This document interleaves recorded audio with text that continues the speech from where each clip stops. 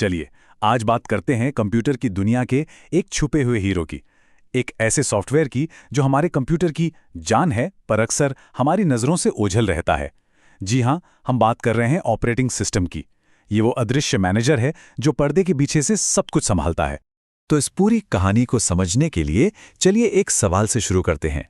कभी सोचा है कि जब हम कंप्यूटर का पावर बटन दबाते हैं तो सबसे पहले एकदम सबसे पहली चीज क्या होती है? ये सवाल हमें सीधा ऑपरेटिंग सिस्टम की भूमिका की तरफ ले जाता है।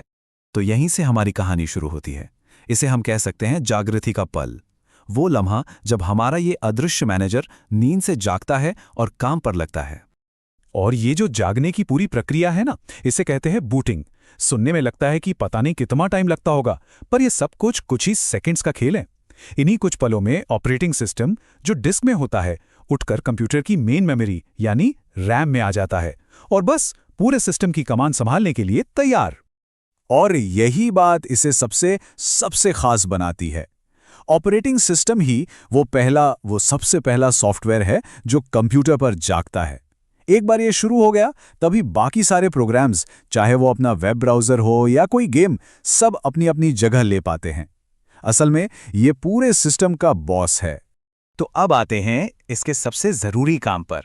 सोचिए, ऑपरेटिंग सिस्टम एक इंटरप्रेटर की तरह है, एक दुभाषिया जो दो बिल्कुल अलग अलग भाषाओं, दो अलग दुनियाओं को आपस में जोड़ता है।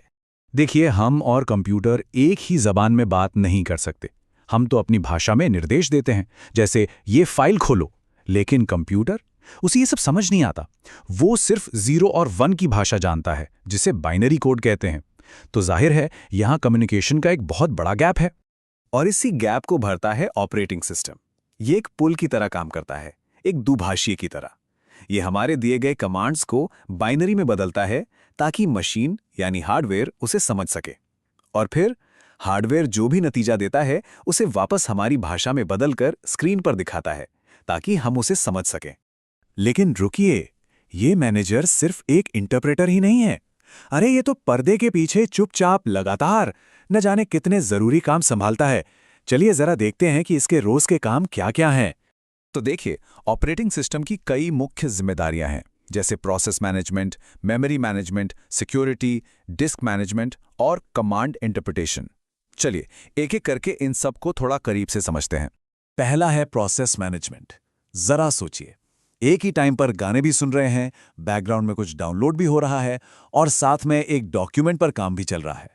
ऑपरेटिंग सिस्टम एक बहुत ही काबिल प्रोजेक्ट मैनेजर की तरह यह फैसला करता है कि कंप्यूटर के प्रोसेसर का ध्यान किस काम पर कब और कितनी देर के लिए देना है, ताकि सब कुछ एक साथ बिना अटके मक्खन की तरह चलता रहे। फिर आता है मेमोरी मैनेजमेंट।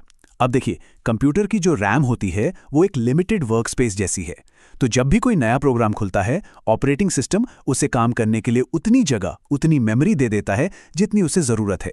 और जैसे ही वो प्रोग्राम बंद होता है, ओएस उस मेमोरी को फौरन वापस लेकर साफ कर देता है ताकि कोई दूसरा प्रोग्राम उसे इस्तेमाल कर सके। एकदम परफेक्ट मैनेजमेंट। और सिक्योरिटी? अरे भाई, ये तो सबसे जरूरी कामों में से एक है। यहां पर ऑपरेटिंग सिस्टम एक बहुत ही चौकस सिक्योरिटी गार्ड का रोल निभाता है। पासवर्ड और यूजर अकाउंट्स जैसी चीजों के जरिए ये पक्का करता है कि किसी के पर्सनल डेटा तक कोई भी गलत इंसान ना पहुंच पाए। इसके बाद आता है डिस्क मैनेजमेंट। यहां ऑपरेटिंग सिस्टम एक बहुत ही होशियार और सिस्टमैटिक लाइब्रेरियन बन जाता है। हमारी सारी फाइल्स, सारे फोल्डर्स का पूरा हिसाब किताब यही रखता है।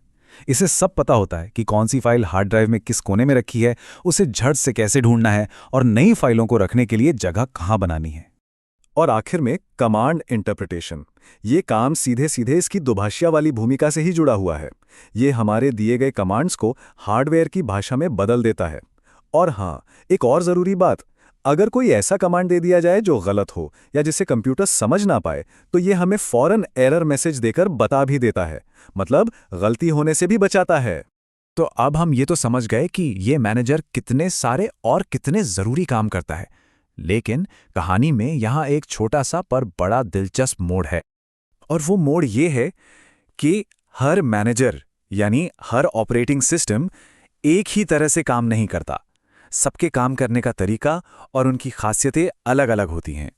और ये बात हमें एक बहुत ही अहम सवाल पर लाकर खड़ा कर देती है जिस कंप्यूटर को हम रोज इस्तेमाल करते हैं, उसमें आखिर किस तरह का मैनेजर काम कर रहा है? इस सवाल का जवाब हम अपनी अगली चर्चा में ढूंढेंगे।